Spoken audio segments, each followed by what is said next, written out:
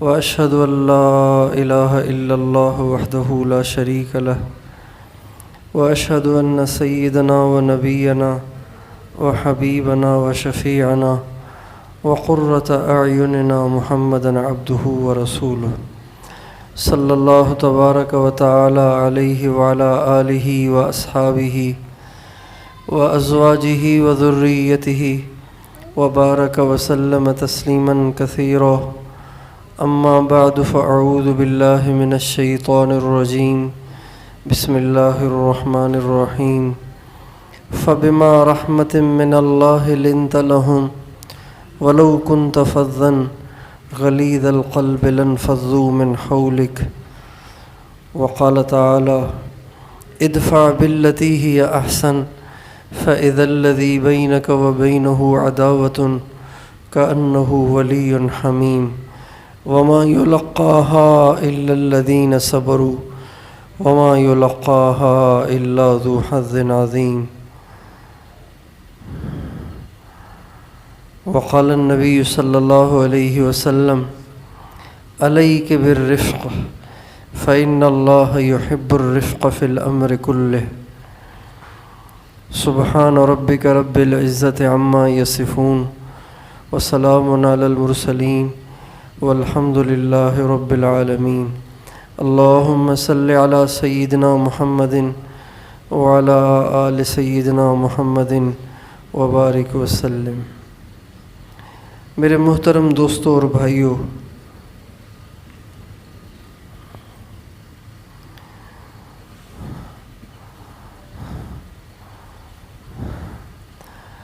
ہمارے ساتھ جہاں اور بہت سارے مسائل ہیں اور بہت ساری الجھنیں اور پریشانیاں ہیں، ان کے ساتھ ساتھ ایک الجھن اور ایک مسئلہ اور ایک پریشانی اور ایک مصیبت، وہ آپس کی نفرتیں ہیں. ایک دوسرے کی شکل اچھی نہ لگنا، ایک دوسرے سے دل نہ لگنا، ایک دوسرے سے بیزار رہنا اور طبیعت کا چڑچڑاپن، طبیعت کی بیزاری اور طبیعت کی خود غرضی، اوروں کا احساس نہ ہونا، مزاج میں بے حسی، یہ ہمارا ایک بہت بڑا مسئلہ ہے.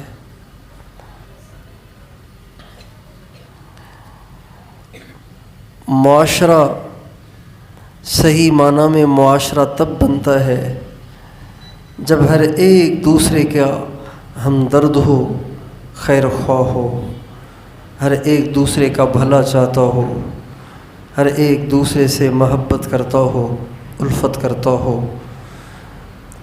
ایسا معاشرہ اللہ تعالیٰ کی بہت بڑی نعمت ہے. آپ سوچیں، ایک محلے میں 500 آدمی رہتے ہیں. جب ان 500 میں سے ہر ایک نے یہ طے کر رکھا ہو کہ میں نے اپنے پڑوسی کو دکھ میں اکیلا نہیں چھوڑنا، میں نے اپنے پڑوسی کو دکھ پریشانی میں اکیلا نہیں چھوڑنا، اور میں نے اسے کام آنا ہے، میں نے اس کی مدد کرنی ہے، میں نے اس کو محبت دینی ہے، اور میں نے کبھی اس کو پریشان نہیں کرنا. تو بتائیے، اس محلے میں ایک شخص سے محبت کرنے والے کتنے ہو جائیں گے؟ 499 آدمی. 499 جس کے مددگار ہوں، جس کے معاون ہوں، جس کی دلجوئی کرنے والے ہوں، جس کو تسلی دینے والے ہوں، اور جس کا سہارا بنے ہوئے ہوں. 499 ایک شخص کا جب سہارا بنے ہوئے ہوں تو وہ تو اس کے سر پہ اگر موت بھی آ کر کھڑی ہو جائے تو اسے ٹینشن نہیں ہوگی. اسلام نے ہمیں ایک ایسا معاشرہ دیا ہے کہ جو معاشرہ محبتیں بانٹتا ہے، محبتیں تقسیم کرتا ہے، محبتیں سکھاتا ہے۔ یہ جو نفسا نفسی ہے، یہ جو خود غرضی ہے، یہ جو ایک دوسرے سے بیزاری ہے، یہ اسلامی معاشرہ نہیں ہے۔ یہ وہ معاشرہ نہیں ہے جو حضور اکرم صلی اللہ علیہ وسلم سکھا کر گئے ہیں۔ یہ وہ معاشرہ ہے جو ہماری نسل نے سوشل میڈیا سے سیکھا ہے، کارٹون دیکھ دیکھ کر سیکھا ہے، ڈرامے اور فلمیں دیکھ دیکھ کر سیکھا ہے۔ یہ وہ معاشرہ ہے جو کالجز سے آیا ہے، یونیورسٹیوں سے آیا ہے، لبرل قسم کے ٹیچروں سے آیا ہے، لبرل قسم کے پروفیسروں سے آیا ہے۔ دین سے بیزار، اللہ اور اس کے نبی سے اور آخرت سے بیزار لوگوں سے یہ معاشرہ جنم لے رہا ہے۔ اور عجیب بات یہ ہے کہ جب آپ ان لبرل اور بے دین اور دین سے بیزار لوگوں کو سنیں گے نا تو وہ ہمیشہ انسانیت کی رٹ لگائیں گے۔ انسانیت کا احساس ہونا چاہیے۔ انسانیت نہیں ہے، شدت پسندی ہے، انتہا پسندی ہے۔ اور ان کے اس فلسفے کا اصل مقصد جو اس میں چھپا ہوا ہوتا ہے، جس کو وہ لگی لپٹی لگا کر، لگی لپٹی بنا کر لوگوں کے سامنے پیش کرتے ہیں، وہ پتہ کیا ہے؟ وہ یہ ہے کہ اسلام میں جو جہاد کا کانسیپٹ ہے یہ انتہا پسندی ہے، یہ شدت پسندی ہے، انسانیت کی خیر خواہی ہونی چاہیے۔ کیا مطلب؟ اگر آپ کے سامنے کھڑے ہو کر آپ کی بیٹی ننگا ناچ بھی ناچے نا، آپ بولیں نہیں۔ اگر آپ کی بیوی کسی اور کے ساتھ سو رہی ہے، آپ اس کو کچھ نہ کہیں، آپ انسانیت کا احساس رکھیں۔ جب آپ کی بیوی کے دل میں کسی اور کے ساتھ بیٹھنے اور سونے کی خواہش ہے تو آپ کیوں بیچ میں آڑے آتے ہیں؟ آپ انسانیت کی خواہش کا لحاظ کریں۔ یہ مقصد ہوتا ہے انسانیت کی رٹ لگانے کا۔ اللہ تعالیٰ نے ہمیں ایسا معاشرہ اور ایسی تہذیب اور ایسے اخلاق دیے ہیں۔ اب یہ جو لوگ باتیں کرتے ہیں نا، یہ تو عقل سے کورے ہوتے ہیں۔ انتہائی درجے کے احمق، انتہائی درجے کے بے دین، انتہائی درجے کے کم عقل، انتہائی درجے کے بے غیرت اور انتہائی درجے کے بے شرم اور بے حیا ہوتے ہیں جو اس قسم کی باتیں کرتے ہیں۔ ورنہ جو انسانیت حضرت محمد صلی اللہ علیہ وسلم نے سکھائی، وہ انسانیت یہ کیا جانے۔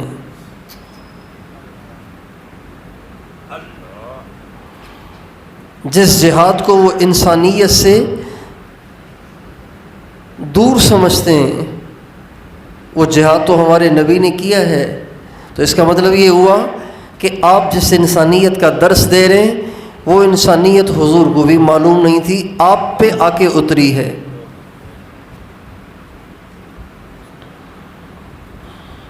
انسانیت وہ ہے جو حضور اکرم صلی اللہ علیہ وسلم نے سکھائی ہے۔ اخلاق وہ ہیں جو حضور اکرم صلی اللہ علیہ وسلم نے سکھائے ہیں۔ ہمارے نبی نے انسانیت کا وہ نقشہ پیش کیا ہے، وہ تصویر پیش کی ہے، وہ آپ نے پریکٹیکلی انسانیت سے بھرا ہوا، انسانیت سے مزین، انسانی اخلاق سے مزین ایسا مجموعہ دیا ہے کہ ایسا مجموعہ آج تک کوئی تیار ہی نہیں کر سکا۔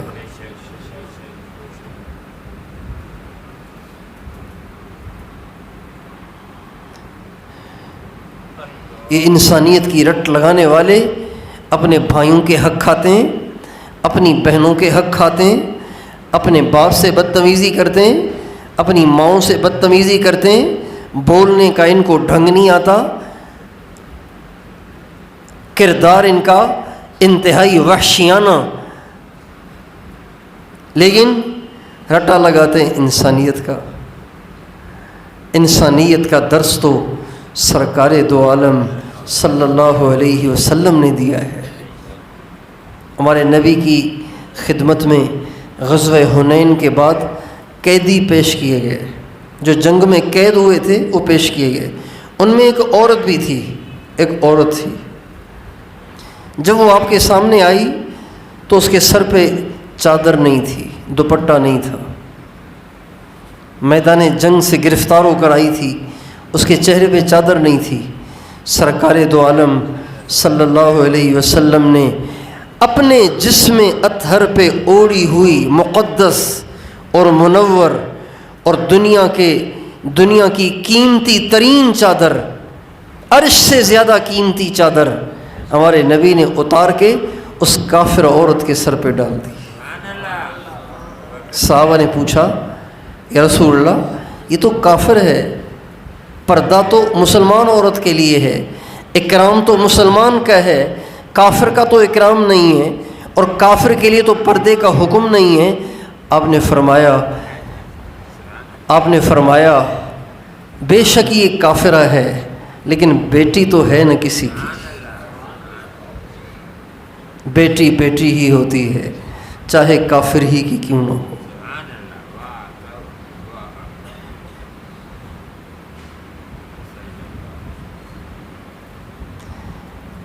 علماء کو انسانیت کا سبق سکھانے والے اس واقعے سے سبق حاصل کریں، اس واقعے میں غور کریں کہ کون سی انسانیت کا بھائی آپ درس دے رہے ہیں۔ اسمبلی ہالوں میں کھڑے ہو کے داڑھی منڈے، بے دین، شراب پینے والے، جوئے کھیلنے والے، رات زنا میں گزارنے والے کھڑے ہو کے انسانیت کا درس دیتے ہیں۔ کوئی انہیں سمجھائے کبھی انسانیت والا کوئی کام تم سے بھی ہوا ہے زندگی میں؟ تم مسلمانوں کو شدت پسند کہتے ہو، اہل دین کو انتہا پسند کہتے ہو، اہل دین کو شدت پسند کہتے ہو، اور ان داڑھی ٹوپی والوں کو دہشت گرد کہتے ہو۔ کبھی تم نے انسانیت دیکھی بھی ہے جس کا درس دے رہے ہو؟ کھڑے ہو کے لمبی چوڑی تقریر کرتے ہو، پتہ بھی ہے انسانیت کہتے کسے ہیں؟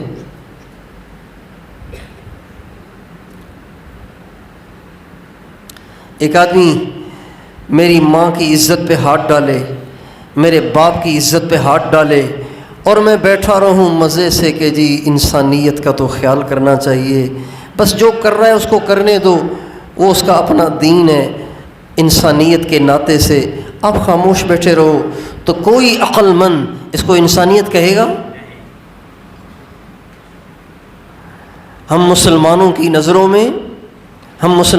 نظروں میں ہماری ماں کی چادر سے زیادہ، ہماری بہن کی چادر سے زیادہ، ہماری بیٹی اور بیوی کی چادر سے زیادہ مقدس ہمارے نبی کی چادر ہے۔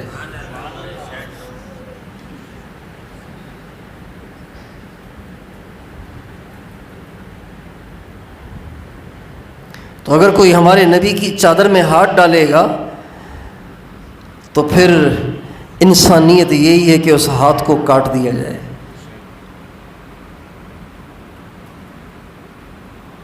بات دوسری طرف چلی گئی۔ اسلام نے ہمیں ایک عظیم الشان معاشرہ دیا ہے، ایک عظیم الشان ماحول دیا ہے، ایک عظیم الشان کردار دیا ہے، ایک عظیم الشان زندگی دی ہے۔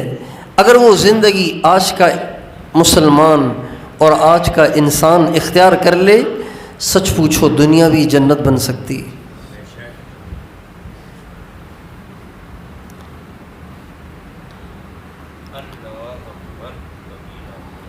اور معاشرے کے بنانے میں، معاشرے کو خوبصورت بنانے میں، معاشرے کو دلکش بنانے میں، معاشرے کو خوشحال بنانے میں، معاشرے کو پرسکون بنانے میں، معاشرے کو محبت بھرا بنانے میں سب سے زیادہ جس چیز کا دخل ہے وہ طبیعت کی نرمی کا ہے۔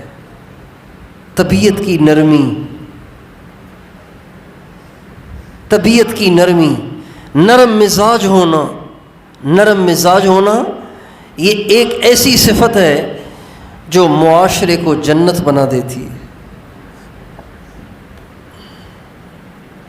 نرم مزاج ہونا معاشرے کو جنت بنا دیتا ہے، پرایوں کو اپنا بنا دیتا ہے، دشمنوں کو دوست بنا دیتا ہے، نفرتوں کو آگ لگا دیتا ہے، اور محبتوں کا بیج بو کر محبتوں کی فضا بنا دیتا ہے نرم مزاج کا ہونا۔ ہمارے نبی نے ایک معاشرہ بنایا، ایسا معاشرہ بنایا، ایسا معاشرہ بنایا کہ ہمارے نبی سے پہلے بھی 1,24,000 انبیاء آئے، کوئی نبی ایسا معاشرہ نہ بنا سکا جیسا حضور نے بنایا۔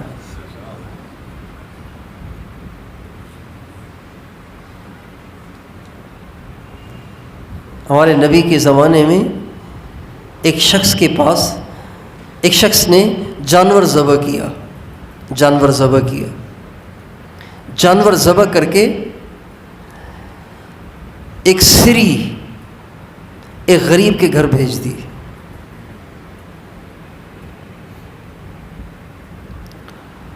اس غریب نے سوچا کہ میرا پڑوسی بھی مسکین ہے، غریب ہے، اس کے گھر میں بھی فاقہ ہے، چلو ہماری خیر ہے یہ سری اس کو بھیج دیتے ہیں۔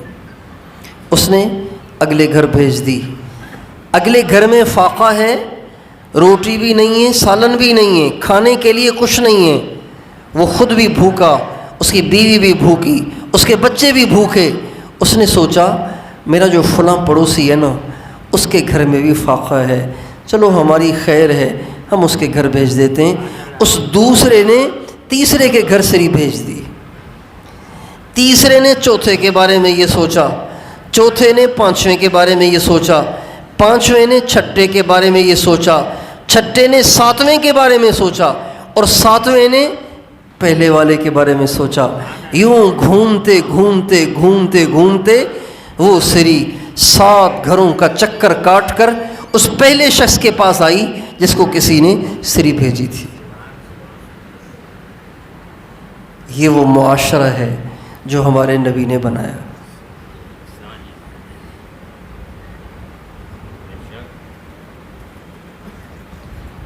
ہمارے نبی کے پاس لوگ آتے تھے دین سیکھنے کے لیے، تو زیادہ تعداد میں آتے تھے، تو عام طور پر آپ کے اندر جتنی استعداد ہوتی تھی اتنے مہمان آپ لے لیتے تھے، جو بچ جاتے تھے وہ آپ صحابہ میں تقسیم فرما دیتے تھے۔ ایک دفعہ مہمان سارے تقسیم ہو گئے، ایک مہمان باقی رہ گیا، اب آپ کے گھر میں بھی کچھ نہیں ہے، آپ نے سارے گھروں میں پیغام بھیجا کہ کچھ ہو تو مہمان کو لے آؤں۔ سارے گھر والوں نے کہا کہ ہمارے گھر میں آج رات کچھ نہیں ہے۔ حضرت ابو طلحہ انصاری رضی اللہ تعالی عنہ نے کہا یا رسول اللہ یہ ایک مہمان میرے حوالے کر دیں، اللہ خیر کرے گا۔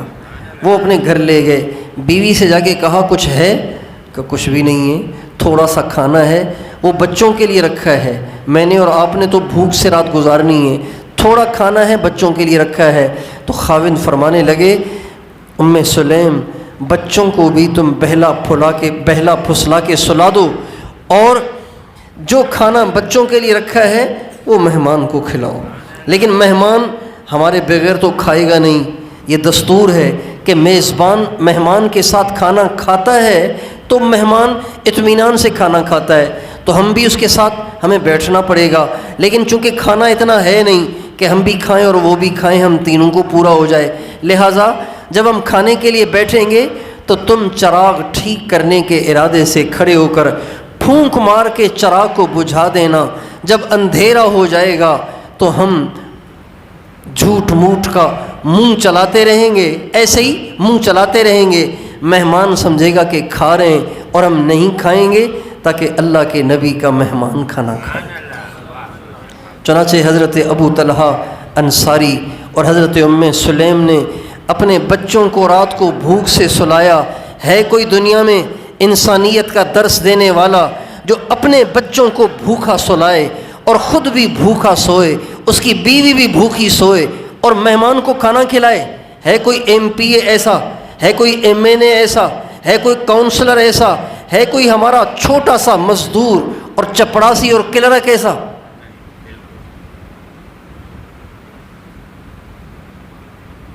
قصہ سنانا بڑا آسان ہے، اس موقع پہ یوں کرنا بڑا مشکل ہے، مشکل ہے۔ ہم سے تو نہیں ہوا اب تک کبھی زندگی میں۔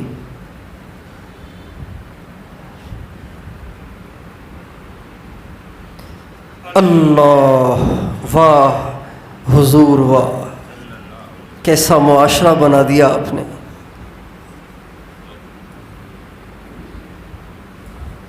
بہت آسان ہے کہنا، آپ تھوڑا سا گہرائی سے سوچیں گے نا کہ مجھ پہ اگر یہ حال آ جائے تو میں کہوں گا دفع ہو مہمان کو، بچے میرے بھوک سے سوئیں گے، میں تو کماتا ہی بچوں کے لیے ہوں۔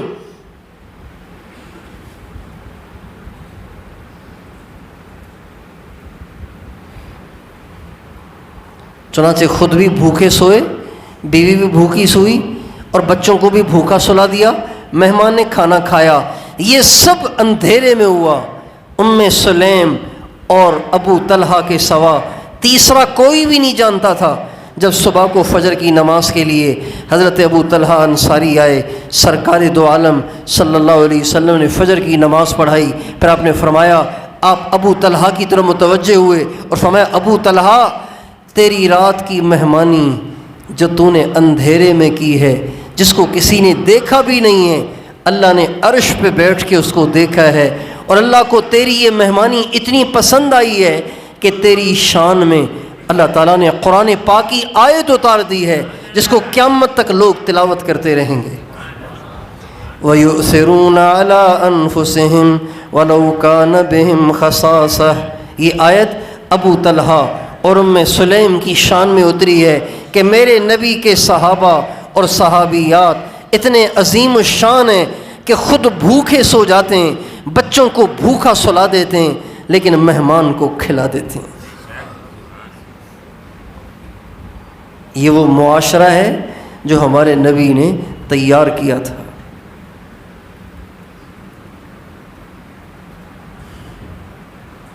جنگ یرموک میں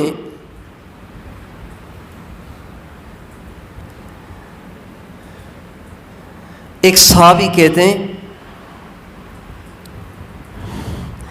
میں نے اپنے چچا زاد بھائی کو گرا ہوا دیکھا، گرا ہوا، زخموں سے چور، آخری سانس چل رہے ہیں اور پکار رہے ہیں، کوئی پانی تو پلا دو، کوئی پانی تو پلا دو۔ زخموں سے چور ہیں اور پیاس سے نڈھال ہیں۔ چچا زاد بھائی کے کان میں جو آواز پڑی تو بھاگے گئے، تھوڑا سا پانی لے کے آ گئے۔ جب پانی لے کر ان کے قریب پہنچے، جو پیاس سے چور ہو رہے تھے، پیاس سے نڈھال ہو رہے تھے، جب ان کے قریب پانی پہنچا تو ان کے پاس ایک اور صحابی بھی زخموں سے چور پڑے ہوئے تھے، انہوں نے بھی کہا کوئی پانی تو پلاؤ۔ تو یہ صحابی جو پہلے سے پیاس سے نڈھال تھے کہنے لگے، پہلے میرے مسلمان بھائی کو پلاؤ، پھر مجھے پلا دینا۔ ہے کوئی دنیا میں ایسی ہمدردی لیا ہوا قوم پرست؟ یہ قوم پرست اپنے آپ کو بڑا ہمدرد کہتے ہیں نا، بڑے ہمدرد ہیں، بڑا ان کے دل میں درد ہے، بڑا ان کو احساس ہے، اپنی قوم کا بڑا ان کو احساس ہے۔ قوم تو تھر پار کر میں مر رہی ہے اور خود ایئر کنڈیشن میں بیٹھے ہوئے ہیں، بڑا ان کو احساس ہے۔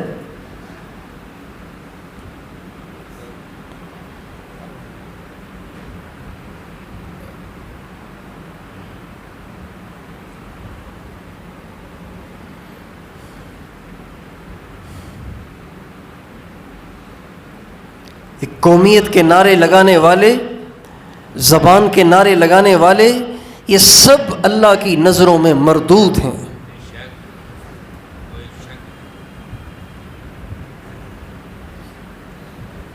قومیت کے نعرے لگانے والے، زبان کے نعرے لگانے والے، یہ سب اللہ کی نظروں میں مردود ہیں۔ ہمارے نبی نے فرمایا من دعا الی عصبیۃ فلیس منا، جو قومیت کی طرف دعوت دے گا وہ میری امت سے خارج ہے، وہ میرا نہیں ہے، وہ میرا نہیں ہے۔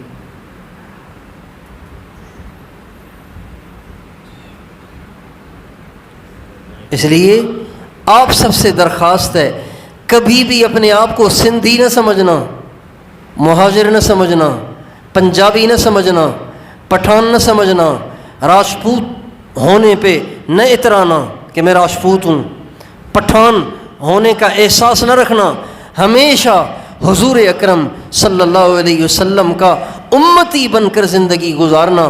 امتی بن کر زندگی گزاری، امتی ہونے کے احساس کے ساتھ مر گئے تو پھر پریشان نہ ہو، حضور آپ کے سفارشی ہوں گے۔ آپ کا ارشاد ہے شفاعتی لأہل الکبائر من امتی، قیامت کے دن میری امت میں سے جنہوں نے بڑے بڑے گناہ کیے ہوں گے میری امت میں سے، خارج نہیں ہوں گے۔ قومیت کی دعوت دینے والا تو خارج ہے، دھوکہ دینے والا خارج ہے، غیروں کی مشابہت اختیار کرنے والا خارج ہے۔ جو خارج نہیں ہیں، جو داخل ہیں اور انہوں نے کبیرہ گناہ کیے ہوئے ہیں اور انہوں نے توبہ نہیں کی اور ایسے ہی مر گئے، آپ نے فرمایا وہ نا امید نہ ہوں، ان کا آخری آسرا میں ہوں۔ یہ حدیث ریاض الجنت کے دروازے پہ لکھی ہوئی ہے، مسجد نبوی میں وہ جو ریاض الجنت ٹکڑا ہے نا، جس کے بارے میں آپ نے فرمایا ما بین بیتی و منبری روضۃ من ریاض الجنہ، میرے گھر اور میرے منبر کے درمیان جو ٹکڑا ہے وہ جنت کا باغیچہ ہے، اس کے دروازے پہ یہ حدیث لکھی ہوئی ہے، ابن ماجہ میں بھی لکھی ہوئی ہے۔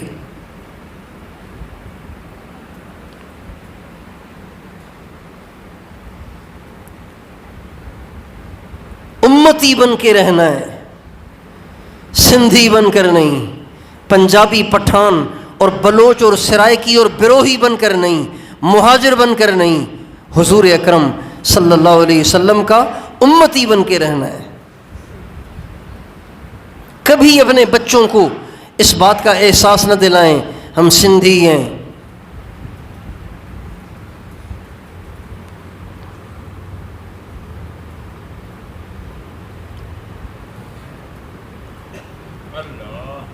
ایک دفعہ میں حاجی صاحب کے پاس کھڑا ہوا تھا، حاجی عبدالوہاب صاحب کے پاس،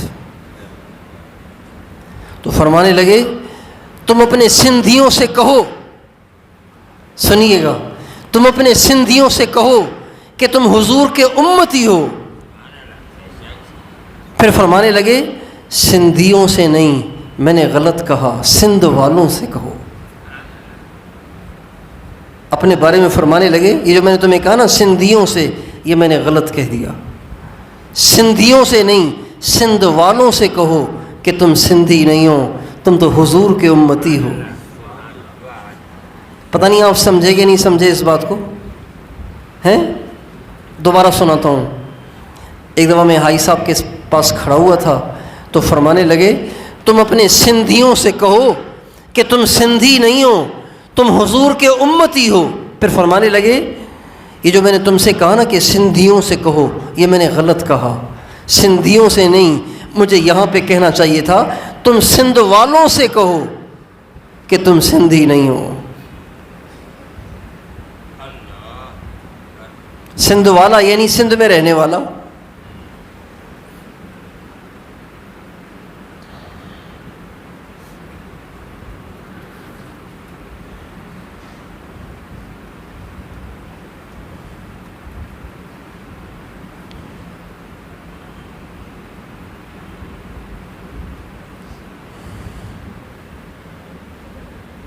یہ سب احساس اور ہمدردی کے دعوے ہیں، خیر خواہی کے دعوے ہیں، ان میں سے کوئی ہمارا خیر خواہ نہیں ہے۔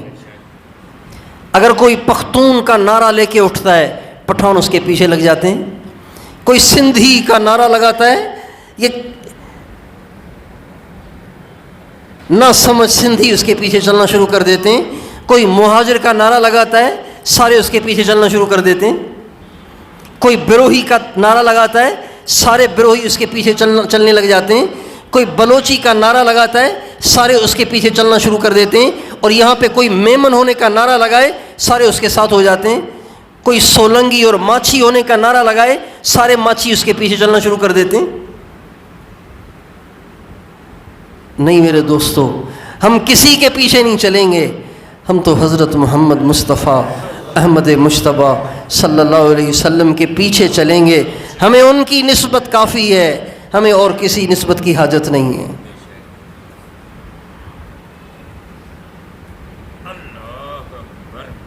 امام حسین رضی اللہ تعالی عنہ کی جو اہلیہ محترمہ ہیں حضرت ربابہ بنت امرؤ القیس، جب کربلا کا واقعہ پیش آیا اور حضرت امام حسین شہید ہوئے، حضرت ربابہ واپس مدینہ منورہ پہنچیں تو عرب کے ہاں بیوہ ہو جانے کے بعد اگلی شادی جلدی کر دی جاتی ہے، عدت گزارنے کے بعد اگلی شادی کر دی جاتی ہے۔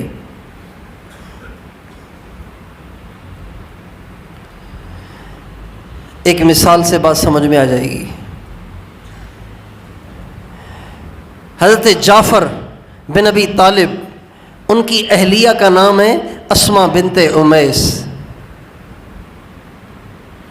حضرت جعفر غزوہ موتہ میں شہید ہو گئے تو ان سے حضرت ابوبکر صدیق نے شادی کر لی۔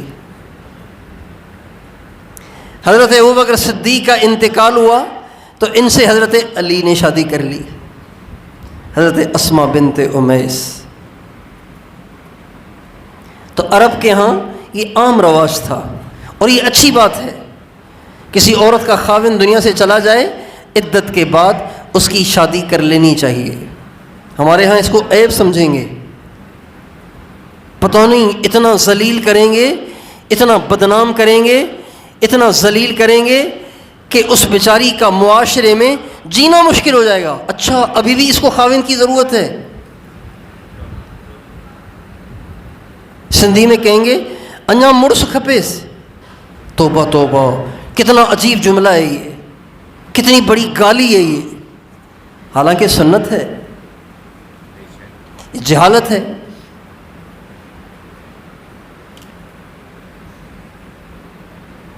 تو حضرت ربابہ بنت امرؤ القیس امام حسین کی زوجہ مطہرہ، جب حضرت امام حسین شہید ہو گئے، یہ مدینہ آئیں، عدت پوری ہوئی تو کسی نے کہا ربابہ اب شادی کر لو، اکیلے زندگی گزارنے سے بہتر ہے شادی کر لو۔ تو حضرت ربابہ نے عجیب بات کہی، اللہ اکبر کبیرہ۔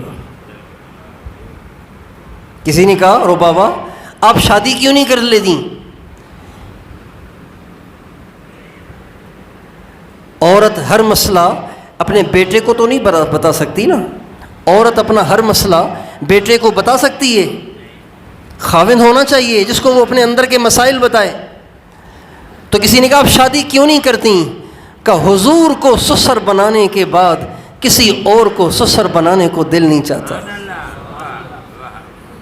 حضور کی بہو بننے کے بعد کسی اور کا بہو بننا مجھے پسند نہیں ہے۔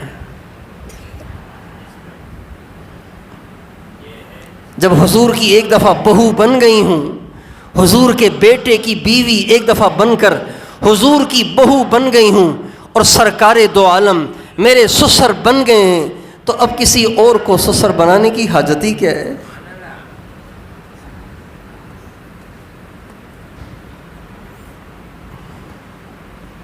جب امتی ہونے کی نسبت ہمیں حاصل ہے تو اب سندھی پنے کی ضرورت ہی کیا ہے؟ پٹھان پنے کی ضرورت ہی کیا ہے؟ پنجابی پنے کی ضرورت ہی کیا ہے؟ راجپوت پنے کی ضرورت ہی کیا ہے؟ میمن پنے کی ضرورت ہی کیا ہے؟ ہم حضور کے امتی ہیں۔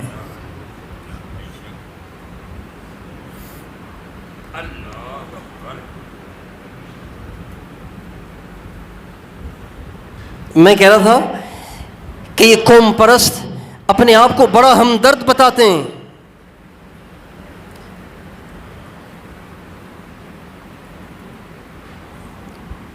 اپنے آپ کو اوروں کے غم کا بڑا احساس والا بتاتے ہیں، لیکن آئیں میدان میں کیا ان کے اندر وہ احساس ہے جو اس مجمع میں احساس تھا جو میرے نبی نے تیار کیا تھا؟ چچا زاد بھائی اپنے چچا زاد بھائی کو پانی پلانے جا رہا ہے اور وہ آخری لمحات میں چل رہا ہے، زندگی اس کی ختم ہونے والی ہے، پیاس سے وہ نڈھال ہو رہا ہے، پاس والا پانی مانگ رہا ہے تو یہ کہہ رہا ہے مجھے چھوڑ دو، پہلے اس کو پلاؤ. جب ان کے پاس پہنچے تو ایک اور نے آواز دی ہائے پانی، تو اس دوسرے نے کہا مجھے چھوڑ دو، پہلے اس کو پلاؤ. جب تیسرے کے پاس پانی پہنچا تو پانی پہنچتے پہنچتے اس کی روح پرواز کر گئی. پانی والا پریشان ہو کر جلدی سے پیچھے کو آیا، دوسرے نمبر والے کے پاس آیا تو وہ بھی اللہ کو پیارا ہو چکا تھا. جب دوبارہ تیزی کے ساتھ اپنے چچا زاد بھائی کی طرف آیا کہ اس کو پلاؤں تو آیا تو وہ بھی اللہ کو پیارا ہو چکا تھا. ان تینوں نے پانی کے گھونٹ کی قربانی دے کر ہمیشہ کے لیے تاریخ میں اپنا ایسا واقعہ درج کروا لیا کہ ہمیشہ امت حضور کے صحابہ پہ فخر کرے گی.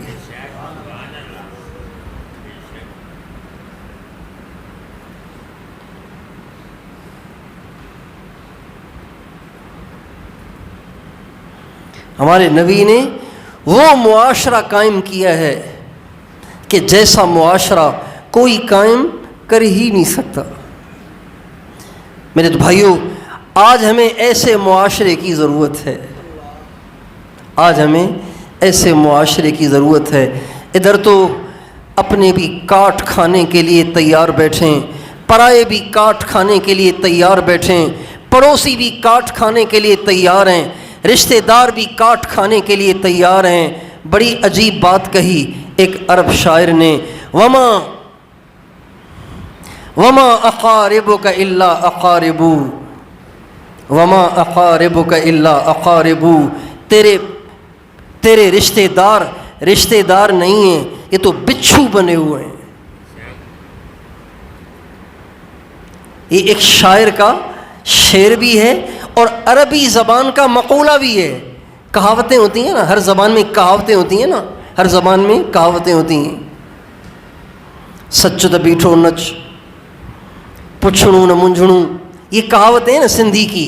اسی طرح عربی زبان کی کہاوت ہے الاقارب الاقارب، اقارب حمزے اور الف کے ساتھ، اقارب عین کے ساتھ.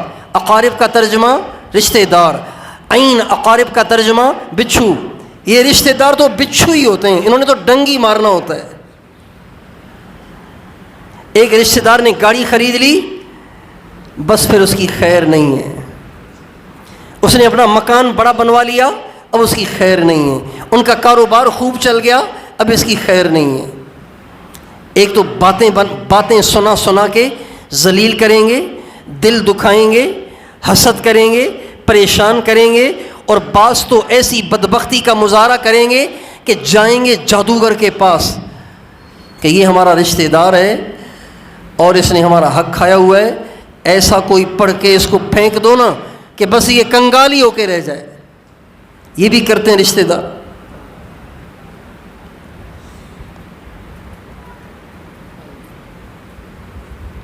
ہمارے نبی نے ایسا معاشرہ بنایا کہ اپنے تو اپنے، پرائے بھی جان نثار بن گئے تھے. اب یہ معاشرہ حضور ہی بنا سکتے ہیں اور حضور کے طریقے پہ ہی بن سکتا ہے، اس کے علاوہ نہیں بن سکتا. دنیا کے سارے فلسفی اکٹھے ہو جائیں، سارے دانشور اکٹھے ہو جائیں، سارے سیاستدان اکٹھے ہو جائیں، ساری حکومتیں اکٹھی ہو جائیں، ایسا معاشرہ نہیں بنا سکتے جب تک کہ وہ طرز اور طریقہ نہ اپنائیں اور وہ محنت نہ کریں جو سرکار دو عالم صلی اللہ علیہ وسلم نے محنت فرمائی ہے.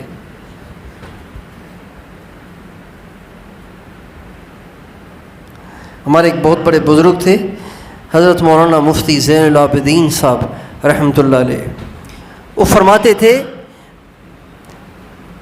امریکہ نے برس ہا برس انتھک کوششیں کر ڈالیں کہ کالے اور گورے کو آپس میں ملا دیا جائے، ان کے آپس میں اتحاد اور محبت پیدا کی جائے، لیکن امریکہ اپنی ساری طاقتیں خرچ کر کر ناکام ہوا، کالے گورے کو آپس میں جوڑ نہ سکا۔ تبلیغ کی محنت نے ایک دسترخوان پہ کالوں کو بھی بٹھا دیا، گوروں کو بھی بٹھا دیا۔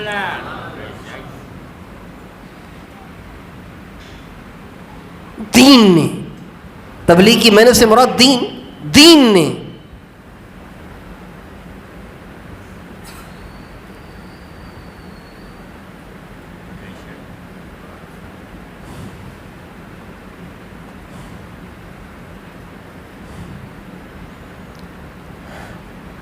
جو لوگ بڑے ہوتے ہیں ان کے بہت سے خادم ہوتے ہیں، بہت سے ان کے خادم ہوتے ہیں، خدام ہوتے ہیں، کسی کے ذمہ کوئی کام، کسی کے ذمہ کوئی کام، کسی کے ذمہ کوئی کام۔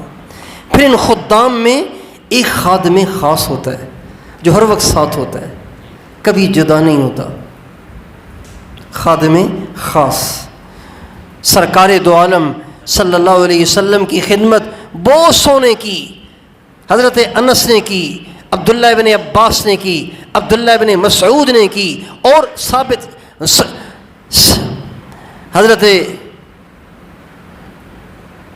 زید بن ثابت نے کی، اور بہت سارے صحابہ نے کی، لیکن ہمارے نبی کا خادم خاص پتہ ہے کون تھا؟ وہ بلال حبشی تھا۔ کوئی قریشی نہیں تھا، کوئی ہاشمی نہیں تھا، کوئی گورا نہیں تھا، کوئی چٹا نہیں تھا، کوئی خوبصورت نہیں تھا، محمد مصطفیٰ سارے حسینوں کے سردار اور سارے حسینوں کے بادشاہ کا خادم خاص حضرت بلال تھا۔ مجال ہے کسی کو کہ کوئی انگلی اٹھائے کہ یا رسول اللہ ہاشمی سارے مر گئے، آپ نے کالے کو اپنا خادم بنا لیا ہے، سارے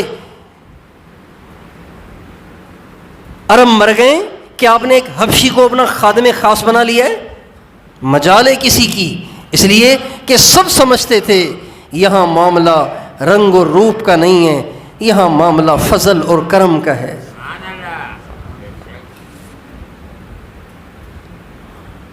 یہاں معاملہ تقوی اور قربانی کا ہے۔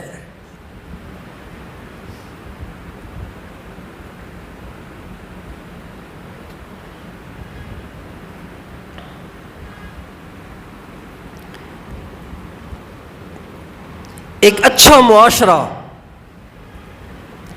ایک اچھا ماحول، ہمدردی سے بھرا ہوا معاشرہ، ہمدردی سے بھرا ہوا ماحول، اس کے لیے سب سے زیادہ جو چیز اس میں مؤثر ہے وہ نرم مزاج ہے۔ کیا ہے وہ کیا ہے؟ نرم مزاج۔ ہمارے نبی کے معاشرے کی ایک ہلکی سی جھلک میں نے آپ کے سامنے پیش کی۔ ہمارے نبی نے یہ معاشرہ کیسے بنایا؟ پیسے کا لالچ دے کر نہیں، ڈالر دکھا کر نہیں، ریال درہم اور دینار دکھا کر نہیں، بلکہ کیسے؟ اللہ تعالیٰ فرماتے ہیں فَبِمَا رَحْمَةٍ مِّنَ اللَّهِ لِنْتَ لَهُمْ وَلَوْ كُنْتَ فَظًّا غَلِيظَ الْقَلْبِ لَانفَضُّوا مِنْ حَوْلِكَ۔ اے میرے نبی، میری رحمت سے آپ کا جو نرم مزاج ہونا ہے نا، آپ کی جو نرم طبیعت ہے، اس نرم مزاج نے ان سب کو اکٹھا کر دیا ہے۔ پھر آگے تصویر کا دوسرا رخ بھی اللہ نے بتایا، تصویر کا دوسرا رخ بھی بتایا وَلَوْ كُنْتَ فَظًّا غَلِيظَ الْقَلْبِ لَانفَضُّوا مِنْ حَوْلِكَ۔ اے میرے نبی، اگر آپ کا گفتار سخت ہوتا، آپ کا انداز اور طبیعت اور آپ کا رویہ سخت ہوتا تو یہ سب صحابہ آپ کو چھوڑ کے چلے جاتے۔ اب بتائیے، سخت زبان، سخت قسم کے الفاظ اور سخت رویہ اگر صحابہ کو حضور سے توڑ سکتا ہے تو پھر میرے آپ کے ساتھ کوئی کیسے جڑے گا اگر ہمارے رویے ٹھیک نہ ہوئے تو؟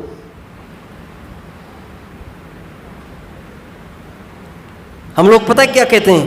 ہم کہتے ہیں گالیاں بھی دیں، بدتمیزی بھی کریں، اور پٹائیاں بھی کریں، اور برا بھلا بھی کہیں، اور ماں بہن ایک بھی کریں، اور لوگ ہمارے ساتھ چپکے رہیں، جڑے رہیں۔ یہ تو حضور کے ساتھ بھی نہیں ہو سکتا تھا۔ اللہ کہہ رہے ہیں وَلَوْ كُنْتَ فَظًّا، اگر آپ کی زبان سخت ہوتی، غلیظ القلب، آپ کا مزاج سخت ہوتا، آپ کا رویہ سخت ہوتا، لَانْفَضُّوا مِنْ حَوْلِكَ، یہ وہ صحابہ جو آج آپ پہ جان چھڑک رہے ہیں، سب آپ کو چھوڑ کے چلے جاتے، آپ اکیلے رہ جاتے۔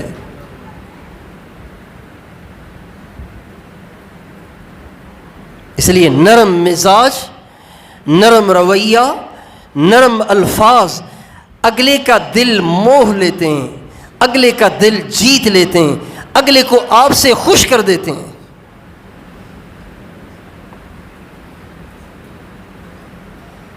عجیب اللہ نے زبان کے الفاظ میں تاثیر رکھی ہے، عجیب تاثیر رکھی ہے۔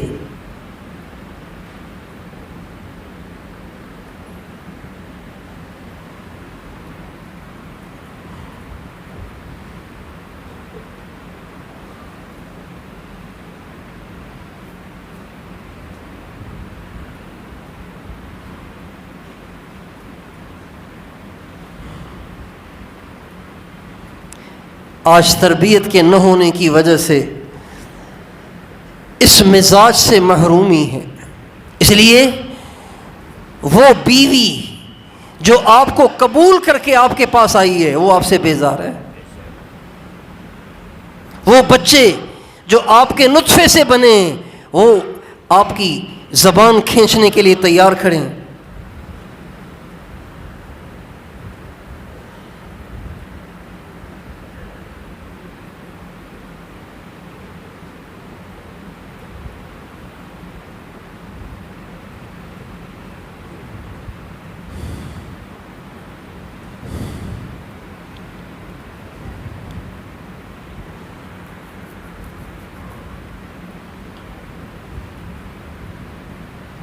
ایک شخص ہمارے نبی کے پاس آیا، مال غنیمت آیا ہوا تھا، آپ اس کو بانٹ رہے تھے۔ ایک بدو آیا، دیہاتی، اس نے آپ کو چادر سے پکڑا، چادر میں ہاتھ ڈالا۔ کسی کو متوجہ کرنا ہو نا تو کندھے پہ ہاتھ رکھتے ہیں نا، بھائی میری بھی سنو بھائی، کندھے سے پکڑ کے اپنی طرف متوجہ کرتے ہیں نا۔ تو اس بدو نے، آپ نے جو چادر اوڑھ رکھی تھی، حدیث میں آتا ہے جو چادر آپ نے اوڑھ رکھی تھی اس چادر کے حاشیے پر کڑھائی ہوئی تھی۔ کڑھائی، جب کڑھائی ہو جاتی ہے تو وہ حصہ تیز ہو جاتا ہے، دھار ہو جاتا ہے۔ اگر وہ تیزی سے گزر جائے تو وہ جسم کا حصہ اس سے متاثر ہوتا ہے۔ آپ نے وہ حاشیہ پہ کڑھائی والی چادر کو آپ نے اوڑھ رکھا تھا۔ اس بدو نے آپ کی چادر کو پکڑا اور زور سے کھینچا۔ اس نے جو کھینچا تو اس چادر کے حاشیے نے آپ کی گردن کو کاٹ دیا، آپ کی گردن مبارک کی کھال اتر گئی، آپ کی گردن مبارک چھل گئی اور خون ظاہر ہو گیا، اور چادر بھی پھٹ گئی، بوسیدہ چادر تھی، پھٹ گئی۔ اور پھر ایک تو اس نے یہ غلط حرکت کی، پھر اس نے کہا یا محمد، اے محمد، یہ مال تیرے باپ کا نہیں ہے، اس میں سے مجھے بھی کچھ دو۔ آپ انداز دیکھیں اور لہجہ دیکھیں اور الفاظ دیکھیں، انداز اور لہجہ اور الفاظ ایسے ہیں کہ اسی وقت حضرت عمر کو حکم ہوتا اور وہ ان کی گردن تن سے جدا کر دیتے۔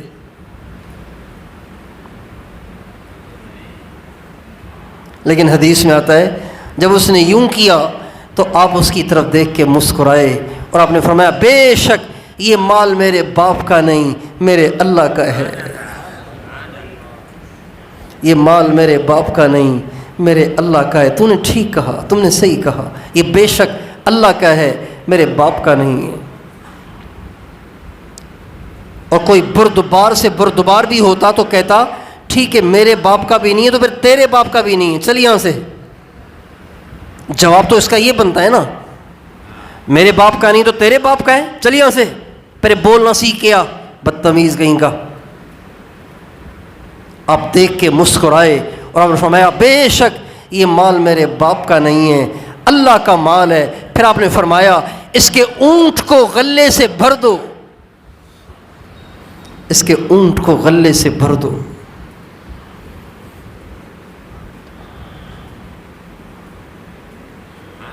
ہے نا یہ آیت سچی؟ فَبِمَا رَحْمَةٍ مِّنَ اللَّهِ لِنْتَ لَهُمْ، میرے نبی میری رحمت سے تو نرم ہو گیا ہے، جس کی وجہ سے یہ سب تم پہ جان چھڑکنے کو تیار ہیں۔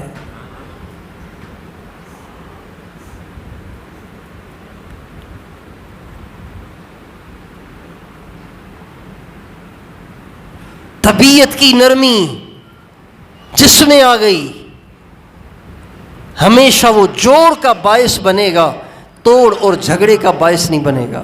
طبیعت کی نرمی، ہمارے نبی کا ارشاد ہے مَن یُؤْتَ الرِّفْقَ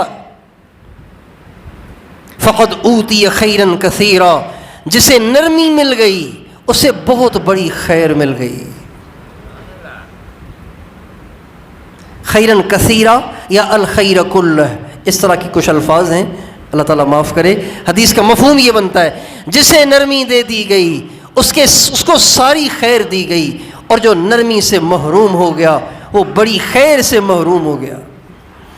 اور آپ فرماتے ہیں وہ کام، نرمی سے ہر وہ کام ہو جاتا ہے جو سختی سے نہیں ہوتا۔ نرمی سے وہ کام بھی ہو جاتا ہے جو سختی سے نہیں ہوتا، نرمی سے ہو جاتا ہے۔ آج خاوندوں میں سختی، بیویوں میں سختی، ماں باپ میں سختی، بچوں میں سختی، استاد میں سختی، سختی سختی۔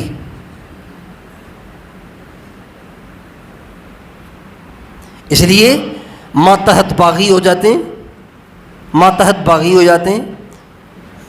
مالک میں سختی اپنے ملازم کے لیے، استاد میں سختی اپنے شاگرد کے لیے، ماں باپ میں سختی اپنے بچوں کے لیے، خاوند میں سختی اپنی بیوی کے لیے، سختی ہی سختی۔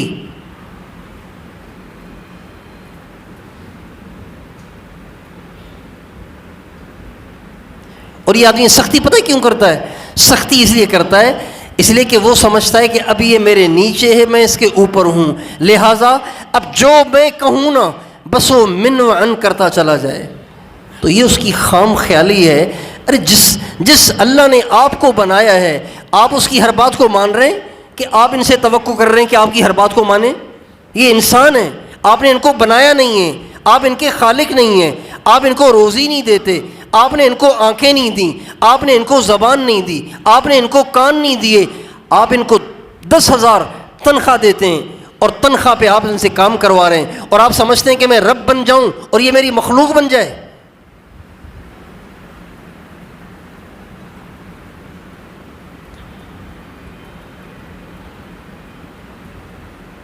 اس لیے بھائیوں، اگر ہم چاہتے ہیں وہ معاشرہ قائم ہو جو معاشرہ سرکار دو عالم صلی اللہ علیہ وسلم کے زمانے میں قائم ہوا، تو نرمی کو اختیار کریں، لہجہ نرم، الفاظ نرم، انداز نرم، طبیعت نرم، ہر ایک کے ساتھ نرمی۔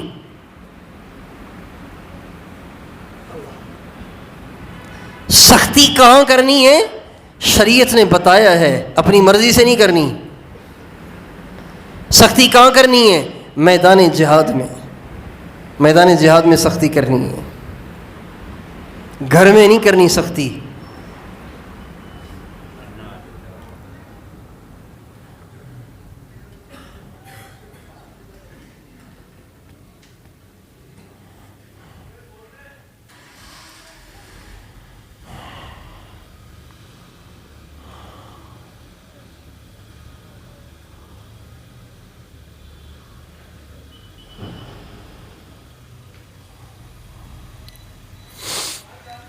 اللہ،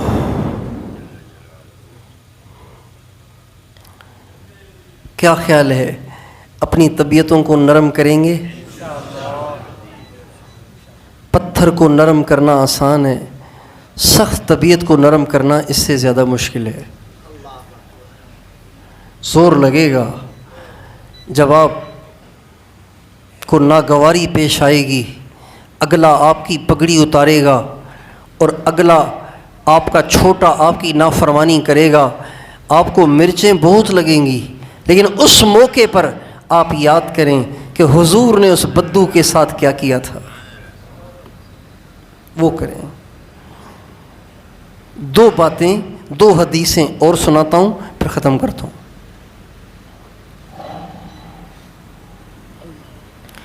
حضرت انس رضی اللہ عنہ ہمارے نبی کی انہوں نے 10 سال خدمت کی۔ جب 8 سال کے تھے تو ہمارے نبی کی خدمت میں آ گئے تھے۔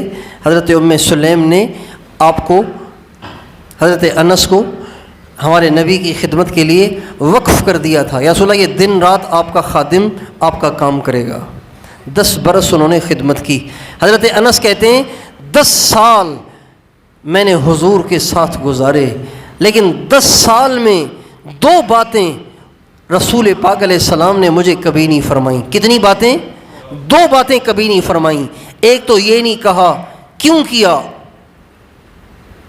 کبھی نہیں کہا، حالانکہ میں نے بہت سارے ایسے کام کیے جو نہیں کرنے چاہیے تھے، چھوٹے بچے جو تھے، لیکن کہتے ہیں 10 سال میں مجھے نہیں کہا کیوں کیا، اور 10 سال میں مجھے یہ بھی نہیں کہا کیوں نہیں کیا۔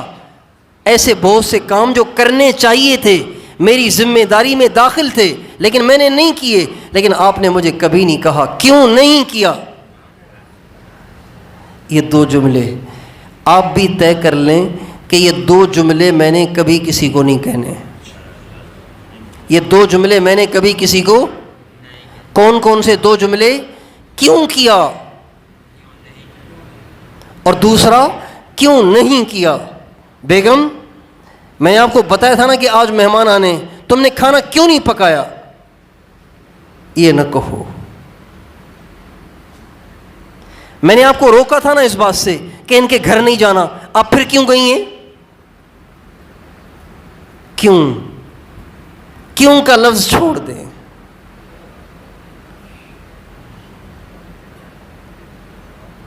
تیار ہے کوئی؟ تیار ہیں کوئی؟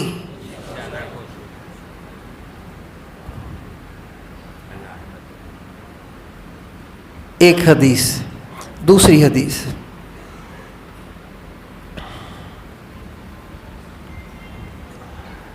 ایک شخص نے ہمارے نبی سے پوچھا،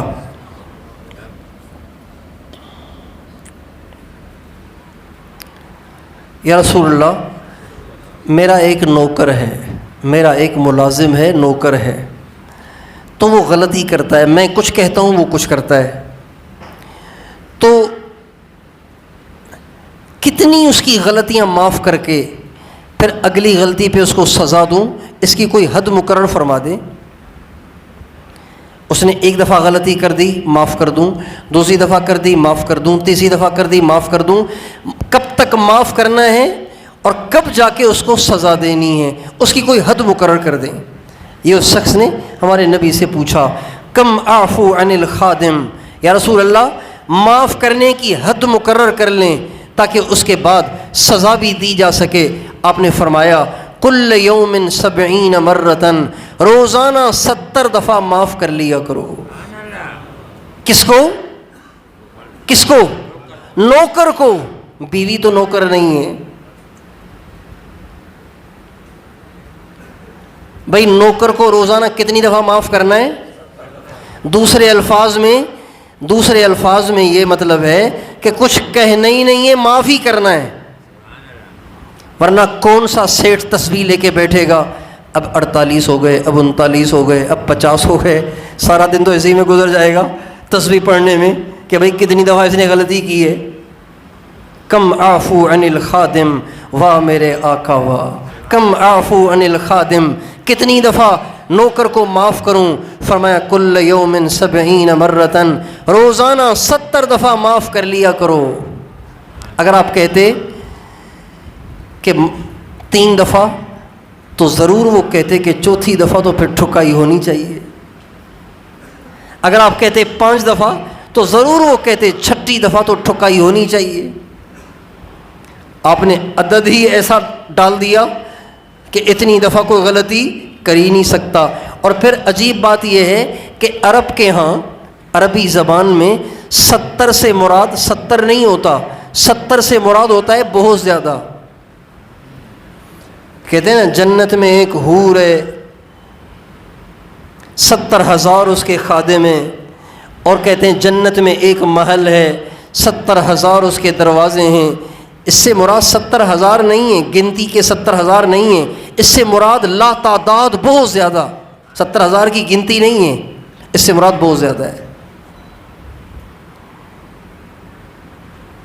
اللہ تعالی ہمیں طبیعتوں کو نرم کرنے کی توفیق عطا فرمائے، مزاج کو نرم کرنے کی توفیق عطا فرمائے، انداز کو نرم کرنے کی توفیق عطا فرمائے، نرم نرم الفاظ اختیار کرنے کی توفیق عطا فرمائے.